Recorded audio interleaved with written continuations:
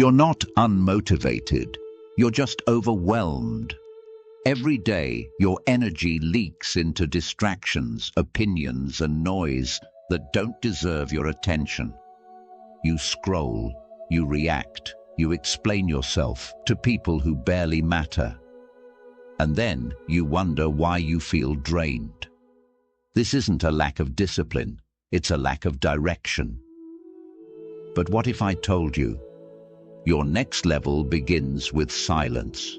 In a world obsessed with speed, attention, and external validation, the greatest upgrade you can make isn't louder hustle, it's deeper alignment. Because here's the truth, you can't build a peaceful life with a noisy mind. When you constantly react to everything around you, you lose touch with everything within you. You chase deadlines, opinions, and trends, but forget the one thing that actually creates lasting success: your own mental clarity. You don't need more motivation. You need to stop leaking your focus. When was the last time you truly checked in with yourself, without the pressure, without the noise, without the need to prove anything? This video isn't just another pep talk. It's a reset, a roadmap back to your center, your power, your peace. Because once you stop chasing everything, you start attracting what actually matters. Let's begin. 1. Inner focus, the secret to mental clarity. Your power doesn't come from noise, it's born in quiet. True calm isn't found in the world, it lives inside you. This isn't feel-good advice. It's your guide to thriving in today's fast-paced chaos. When your thoughts race and distractions multiply, you lose your edge. Instead of living your story, you're stuck in highlights from others, nightmares of tomorrow, and echoes of yesterday. Here's a shift. What if the peace you dodge is exactly what restores your power? Staying silent doesn't mean surrendering. It means reconnecting with your true center. Mindfulness isn't just meditation. It's coming home to who you are when everything else is loud. It's watching your breath instead of your worries. You reclaim clarity when you stop chasing storms and master the one within. Every time you seek approval, you give away your power. But when you choose silence and live by your own values, you take it back. Start this now. 1. Build quiet in your day. Don't escape, but carve space. 2. Watch your thoughts like passing clouds. No judgment. 3. Choose what you control. Your focus, habits, reactions. 4. Return to your center every day.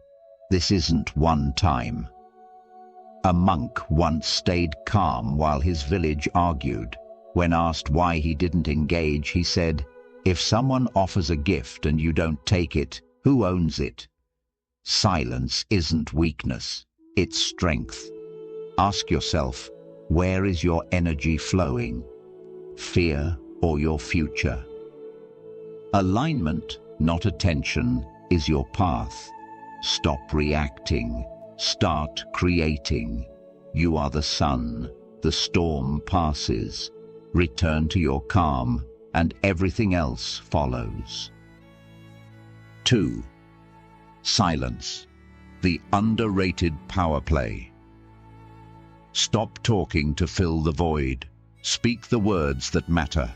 Silence isn't vacancy. It's insight. It's a Zen notion. Quiet isn't absence, it's harmony. Like a glassy lake that mirrors the sky, a still mind sees clearly. How often do you speak just to be heard, to defend, or to prove yourself? Every word costs energy, and in the rush to reply, you sacrifice your peace. In chaos, your strength isn't in responses, it's in your restraint. A legendary Zen teacher stayed silent when attacked. Asked why, he replied, "I choose peace instead of proof." That's wisdom. Because not everything needs a response, not every view deserves airtime.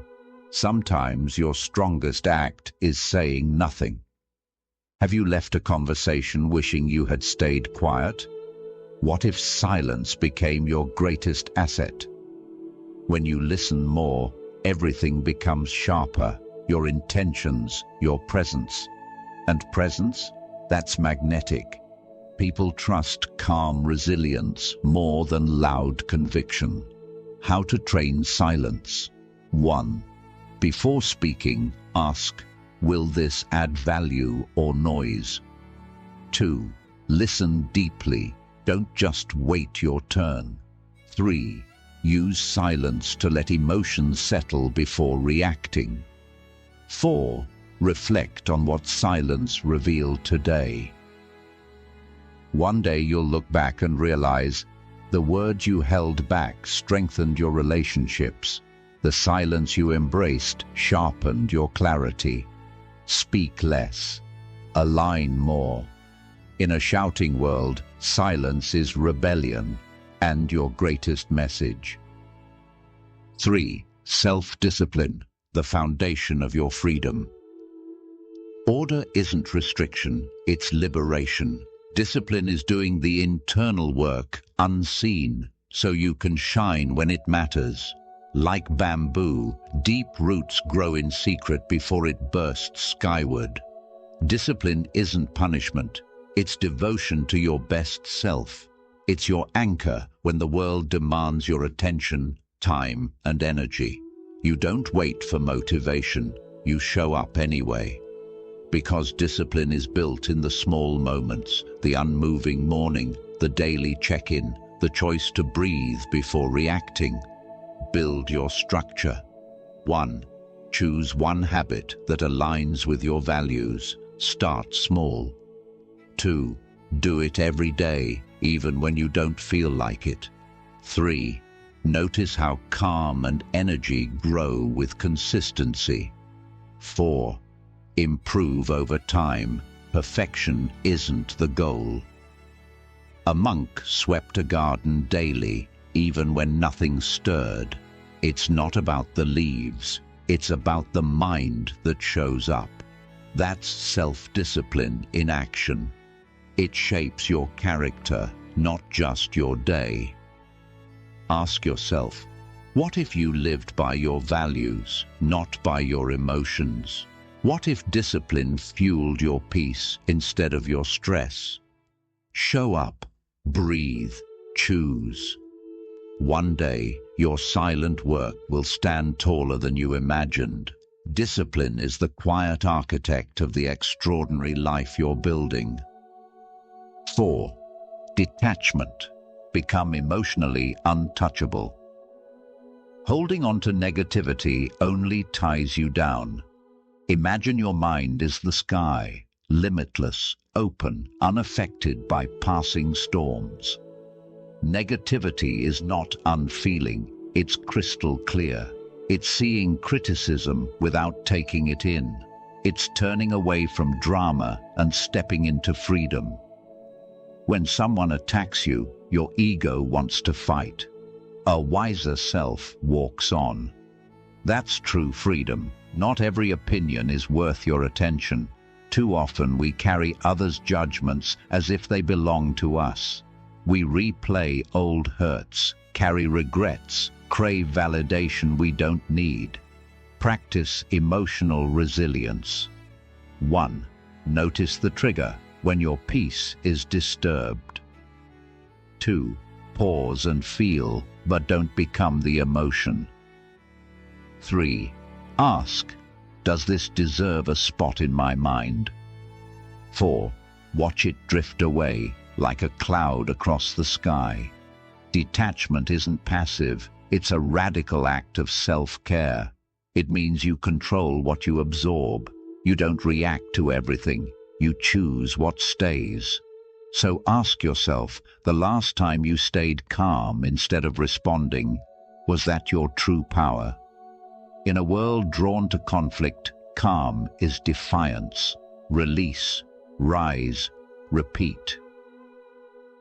5. The grace of stillness.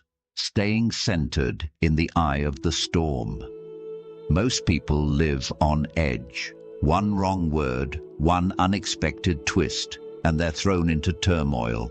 The default mode becomes defensiveness, tension, chaos. But what if you could meet disruption with composure? Not by avoiding discomfort, but by learning to be still in the midst of it. Life doesn't always give warnings. It moves suddenly. Arguments, delays, heartbreaks, missed chances. The question is not whether storms will come. They will. The real question is, will you be swept away, or will you remember your anchor? When you're rooted in presence, you can bend without breaking, like bamboo in heavy winds, flexible but grounded.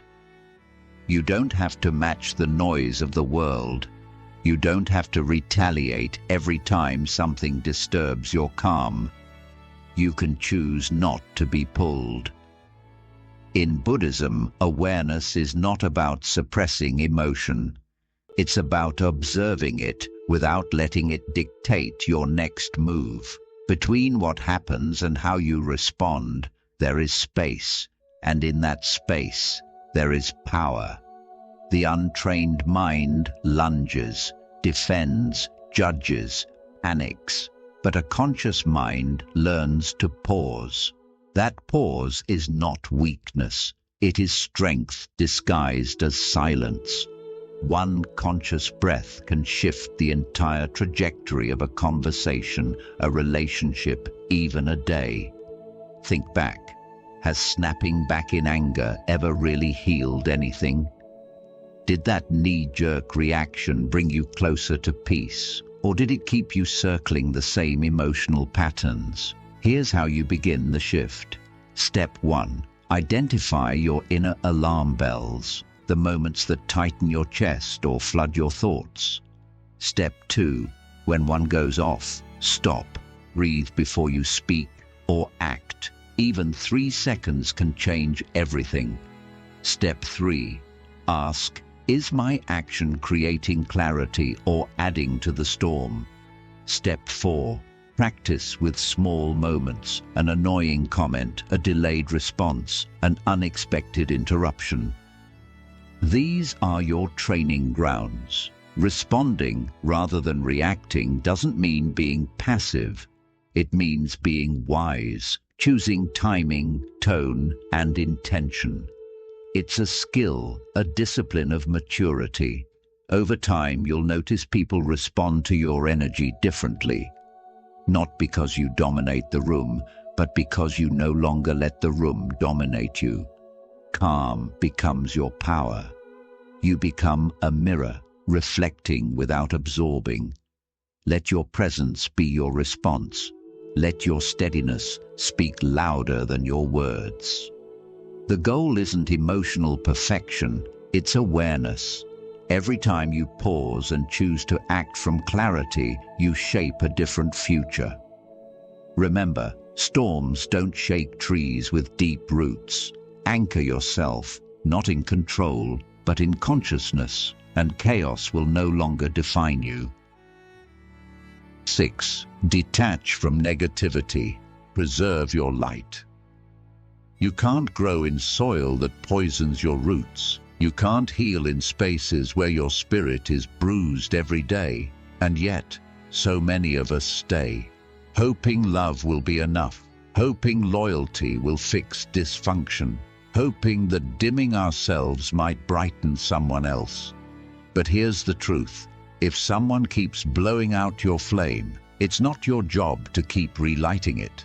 Sometimes protecting your peace is the most courageous form of love. Not love for them, love for yourself. There's a difference between compassion and self-abandonment. Buddhism teaches compassion for all sentient beings, but never at the expense of your own well-being. True compassion includes you. You are not a dumping ground for someone else's pain. You are not required to bleed in order to prove you're kind. You are allowed to love someone and still walk away. You are allowed to say, "This energy is not healthy for me." Familiarity does not equal safety.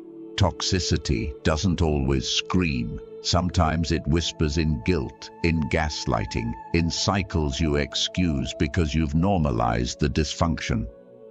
Ask yourself this: do you feel like you're growing with this person, or are you constantly recovering from them? Do you feel supported and seen, or are you always explaining your boundaries like they're negotiations? There's an old story. A monk would bless every soul who crossed his path. One day, a bitter man spat words full of hatred at him. The monk stayed silent, smiled gently. A disciple asked, "Why didn't you respond?" He said, "When someone offers you poison, you don't have to drink it." That's the lesson we forget. You are not obligated to accept every energy offered to you. Not every conflict requires your reply. Not every relationship deserves your repair. Letting go does not mean hatred. It means you choose not to self-destruct in the name of connection.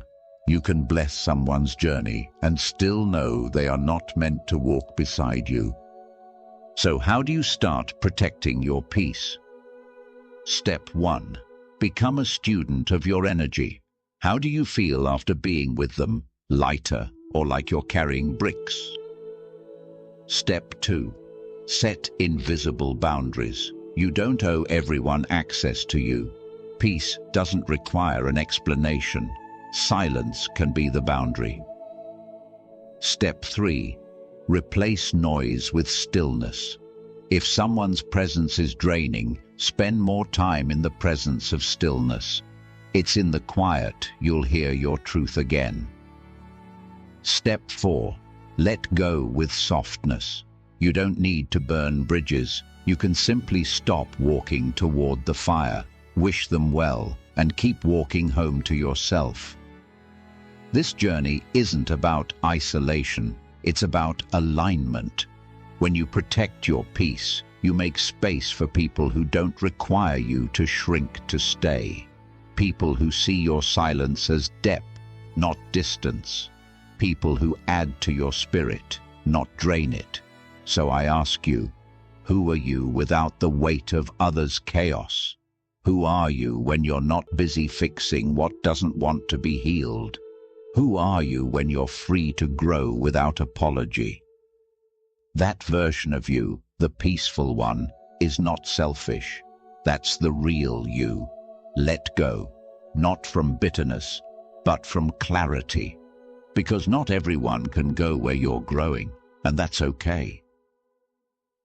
7. Shape your life through quiet habits. We wait for transformation like it's a thunderclap, a moment, a revelation, a breakthrough.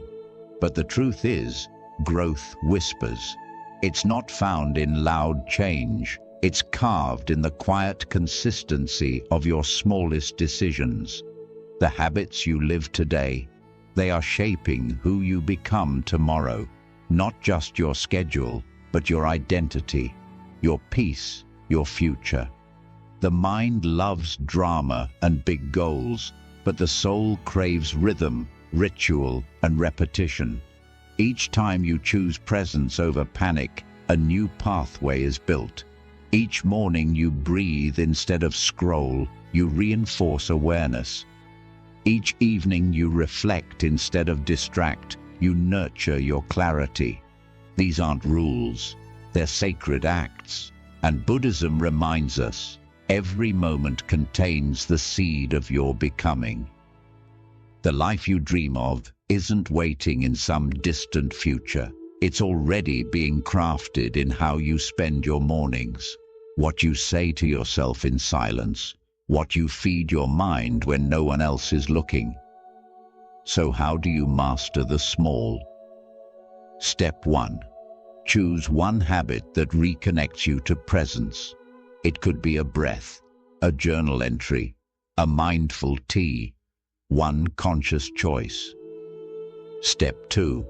Anchor it to something you already do. Brush your teeth. Add 3 deep breaths after. Drink coffee. Sip it in silence. Stack habits, and they stick. Step 3. Protect it. Let nothing, no emotion, no distraction, interfere with that one sacred act. Step 4. Reflect. How do you feel after? What shifted even slightly? You'll find this. Small habits teach you to trust yourself. Every time you follow through, you're telling your subconscious, I am someone who shows up. That identity reshapes everything. You don't need to overhaul your life. You need to honor the small, because eventually those small acts become a lifestyle. The lifestyle becomes a mindset, and the mindset builds your destiny. There's a saying, first we make our habits, then our habits make us. So build them gently, but build them daily, one pause at a time, one breath at a time. That's how peace is created, not in theory, but in repetition. So ask yourself today, what is the small, sacred thing you can do for your future self? Then do it, not for applause, but because you are becoming someone who honors your own evolution. 8. Walk without chasing. The wisdom of non-attachment. There's a tension we all carry. The urge to control what we can't, to force outcomes, to grip tightly to how we think life should unfold. We work, we strive, we plan, and yet uncertainty remains. And for many, that uncertainty becomes the root of suffering. But what if peace doesn't come from knowing how it ends, but from showing up fully, regardless?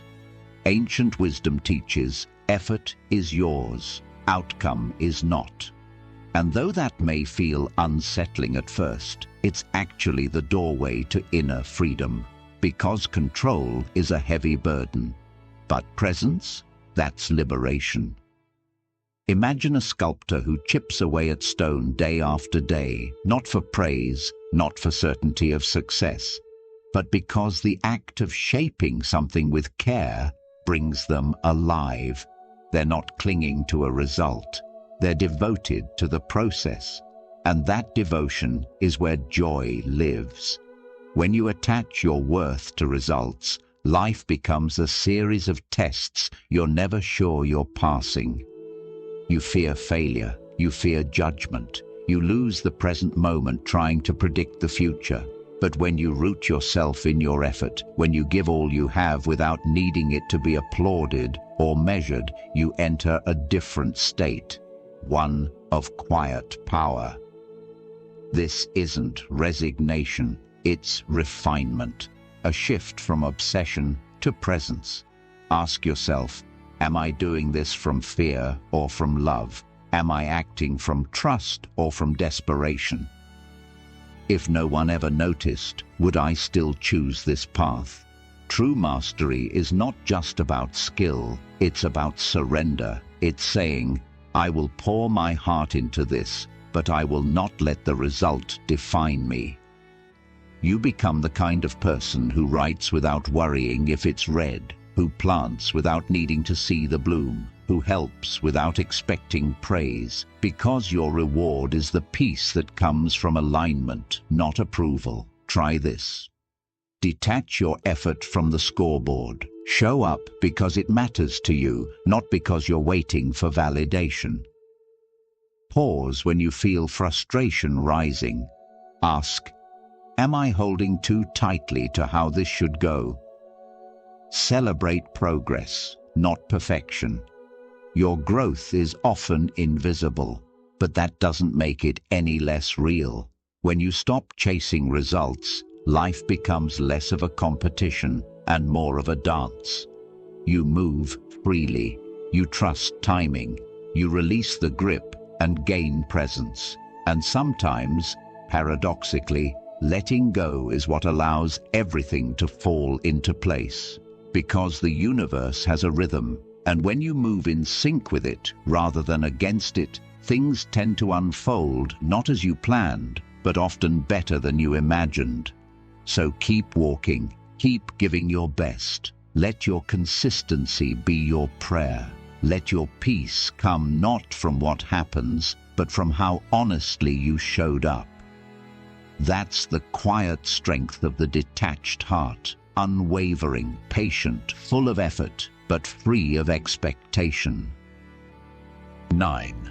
The mirror of awareness, turning inward to understand your path. We spend much of our lives looking outward, chasing goals, fixing problems, managing others' expectations. But rarely do we turn the gaze inward and ask, what's happening inside me? Self-awareness isn't a luxury, it's a necessity. Without it, we keep running in circles, solving the same problem with different faces. True transformation begins with a question, not an answer. A willingness to look, even when what we see isn't flattering. Buddhism reminds us, if the mind is the instrument through which life is experienced, then understanding that mind is the foundation of freedom. Self-inquiry isn't dramatic. It doesn't arrive with lightning bolts. It's subtle, quiet, often uncomfortable, but it's in this discomfort that truth starts to rise. Ask yourself, what am I avoiding by staying busy? Why does that particular situation trigger me? What belief am I still holding that keeps me small? These aren't questions to rush through. They're invitations to deepen your relationship with yourself. We all have patterns, habits of thought, behavior, emotion. Some are inherited, others shaped by past pain. But until you see them clearly, they run the show, and then you wonder why life feels stuck. Here's how you begin to look inward without judgment. Step 1. Write. Not for anyone else, just for you. Uncensored, honest, raw. Let the truth spill out without needing it to sound wise. Step 2. When you feel resistance, don't run. Stay with it. Ask, what's beneath this? That emotion, that silence, that impulse to escape, it's a clue. Step 3. Replace shame with curiosity. This is not about self-blame. It's about self-understanding. Step 4. Make stillness part of your daily rhythm. You don't need answers right away. You just need to listen. The goal isn't to fix yourself. You're not a project. You're a being unfolding. Every old reaction, every recurring thought, they're all messages, not problems, but signposts. Don't be afraid of your inner world. It holds your entire story. When you finally sit with it, without the need to edit or escape, you begin to reclaim the parts of yourself you lost while trying to survive. Clarity doesn't shout. It whispers. It lives in the quiet moment after you've asked a real question and sat with the stillness that follows. You won't always like what you find, but what you find will set you free. The greatest freedom is knowing who you are beneath the noise, beneath the expectations, beneath the masks. That's the real you, the one that doesn't need validation or fixing, just witnessing. And once you've seen yourself clearly, the world can no longer distort your reflection. 10. Quiet the mind. Watch. Don't wrestle with your thoughts. Overthinking feels like control, but it's really a symptom of fear. Fear of making the wrong move, of being judged, of things falling apart. Your mind spins in circles, creating problems that often don't exist. But here's the shift. You are not your thoughts. You're the awareness that sees them come and go. Picture this. Your thoughts are like clouds passing across the sky. Some are dark and heavy, some are light and fleeting, but none of them define the sky. You don't chase the clouds, you watch them, you let them move on. That's what mindfulness is. Overthinking doesn't bring clarity, it brings exhaustion. You replay conversations, predict disasters, analyze moments that are long gone. And yet, peace never comes from solving every scenario. It comes from stepping back. The mind craves certainty, but life offers presence. When you stop clinging to every mental thread and start watching instead of reacting, something powerful happens. You return to this breath, this moment, this choice. You won't stop thoughts from coming, but you can stop giving them control. The more you observe instead of engage, the more freedom you find. You realize not every fear deserves your energy. Not every thought is a command. So next time your mind spirals, pause, breathe. Don't follow the thought, just notice it. Like waves, they rise and fall. And you remain the ocean. Peace isn't about silencing your mind, it's about learning not to get swept away. 11. Unplug to reclaim. Breaking free from the noise within. There's a quiet kind of chaos we've all come to accept. It doesn't shout from the streets or blare through speakers. It hums constantly from our pockets, from glowing screens, endless updates, likes, alerts, scrolls. Without noticing, our attention becomes fragmented, pulled in every direction but inward. We often think of silence as absence, but in truth, silence is presence, the kind that digital noise has slowly drowned out. The teachings of mindfulness remind us you cannot know yourself if you are never truly alone with yourself. You cannot find peace when you are perpetually plugged into a world designed to distract. Technology is not the enemy, but our dependency on it, our reflex to fill every quiet second with stimulation, keeps us from tuning into the one voice that actually matters, the one inside. Ask yourself, when was the last time you sat in stillness without reaching for your phone? When did you last feel the full span of a moment without a screen pulling you away from it? The mind, when left undirected, becomes reactive, restless. The constant influx of information trains it to chase novelty instead of depth. You begin to move faster, but you don't feel clearer. You become informed, but not necessarily wiser. Digital detachment isn't about deleting everything and escaping to a cave. It's about choosing intentional space between you and the noise. It's about remembering that your attention is your life force, and you get to choose where it goes. Here's how you start to reclaim it. Create sacred moments of disconnection. Morning silence before notifications. Evening reflection instead of scrolling. Redefine boredom. Don't see it as emptiness. See it as space for creativity, insight, rest. Practice full presence in daily life. Phone away during meals, eye contact in conversations, walks without earbuds. Audit your digital diet. Is your feed nourishing your spirit or draining your peace?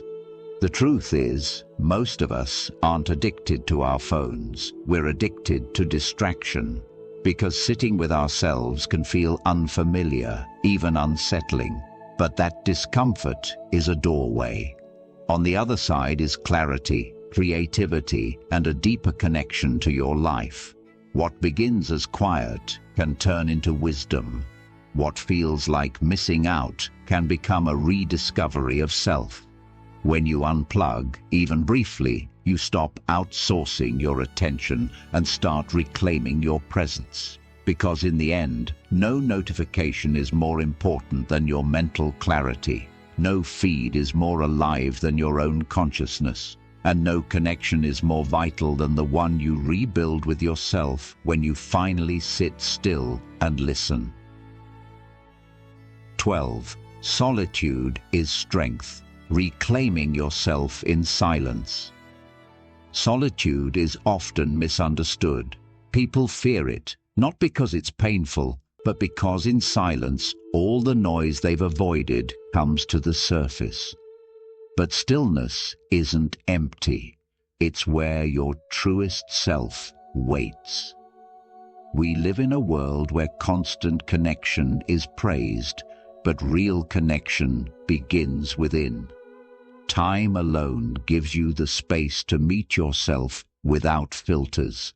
No expectations, no performance, just presence. Think of a seed. Before it ever blooms, it grows in darkness, undisturbed. The same goes for your growth. Your strength is shaped in quiet seasons, not in the spotlight, but in the shadows where self-awareness is born. When you're alone, the distractions fall away. You start noticing your thought patterns, your fears, your true desires. It's not about fixing yourself. It's about seeing clearly. The questions you've been too busy to ask begin to rise. What am I really chasing? Why do I keep repeating this cycle? Solitude is not idleness. It's maintenance for your mind and soul. It's where your energy regathers, your emotions level out, and your direction becomes clear again. And when you return to the world, you're less reactive, more grounded, because you've met yourself first. Start with just 10 minutes a day without stimulation. A walk, a journal session, or simply sitting. No phone, no tasks, just awareness.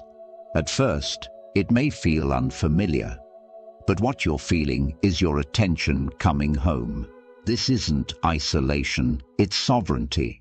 The person who can enjoy their own company is free from needing the world's constant approval.